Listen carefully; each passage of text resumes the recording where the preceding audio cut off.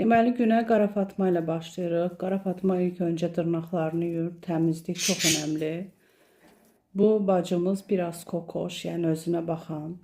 Dırnağına qədər təmizləyir, evi falan super. Özü qara olsa da, yəni hər şey super bu bacının. Deyir boş durmuyum, gedim biraz aşdan falan dəmliyim. Kişi evə gələndə yedirdərəm. İndi onu izləyirik, baxaq görək nə edir. Ay bacım, mənim heç bu qədər baharatım yoxdur. Özdə mən də baharat çox sevirəm. 12 çeşid baharatım var. Yəni bunlar, bu 40 çeşid baharatı hardan alır? Soğanları qovurdu, düyünün içine pomidor tökdü. Görək nə pişirir bu düdüklü təncərədə.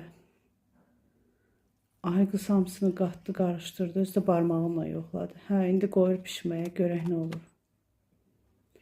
Maşallah bacı, xaladenikində doludur, hər şey var. Oy, o qədər yağını eləyəcək bu.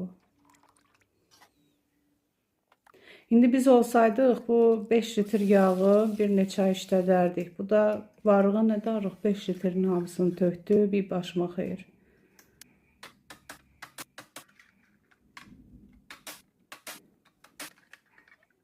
Çox maraqlıdır, yəni yeməyin sonunda nə olacaq, nə düzəldir. Lokanta kimi hazırladı, hər şeydən məzə falan düzəltdi. Qoydu ora, görək nə hazırlayır. Qatıb qarışdırdığı düyüdü. Buzu da qoydu. İçinə də rəng qatdı. Nəsə kişiyi zəhərləyib öldürməkdir məqsədi. İndi anladım.